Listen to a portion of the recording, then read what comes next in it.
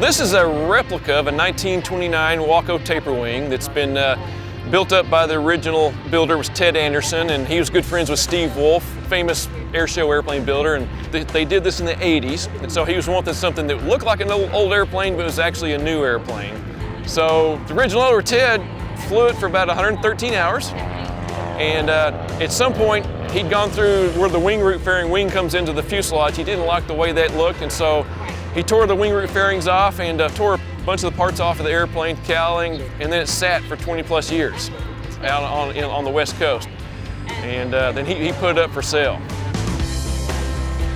So the first time I went and looked at it, there's a little light in the hangar, and I'm sitting there with my iPhone going through the airplane. He opened the door up, and shining my iPhone at, I could see this black mass of a biplane. It was a great shape, except that it had been sitting. So it needed an engine overhaul, needed a prop overhaul, a lot of cleaning up, but the bones were good.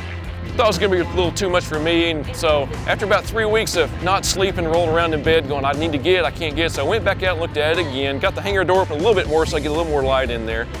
And again, had the same feeling, but then my wife she knew I was twisted, so just get it and be done with it. My hope was that I could just get the airplane cleaned up and go fly it, but that wasn't there was just too much that needed to be taken care of. And so I took a knife to the fuselage and pulled the fabric off of it and took it down to bare bones and pretty much redid everything, cleaned everything up, repainted everything. The wings themselves were, like you see it, the wings were just beautiful. I had to clean the outside of them real good, get inside. I changed a couple bearings, and Richard Porter from Porter Radial Engines overhauled the engine and got the prop overhauled. So when I got it, it was like putting a puzzle together, because I have never seen the airplane completely put together. So I spent a lot of time after I started the restoration. Okay, where does this go? How does this fit? And he'd made different parts that he didn't like, and so he included those in. So some of the parts were old parts that didn't necessarily were never used. I've got a hangar right next to my house, and so my commitment, like a lot of home builders, is okay, every day you gotta do something, and that is key if I could stress to anybody. There's some days I only had 5 minutes, so I go to the hangar, put the tools up, okay, that's what I did for the day.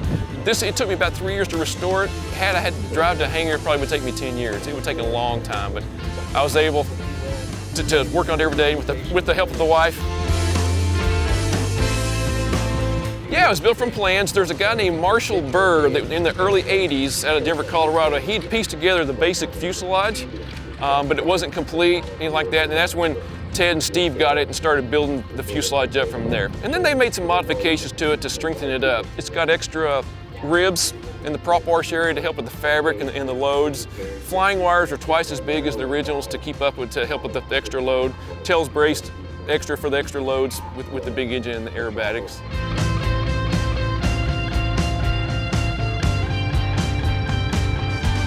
Ted's original thought process on the airplane, he said, I got a blender, I put in a 450 Stearman, I put in a Great Lakes, and then I put a Pitts S2B in there and blended it up, and this is what came out. And that's about how it flies. It kind of flies a little bit like a 450 Stearman. It rolls and maneuvers a little bit like a Great Lakes or a big Pitts. I love the plane, I love flying it. The fuel burn's a little pricey, but I'll caveat that, as soon as you start it up, and I hear that engine that Pratt start up, it makes it worth every bit of it.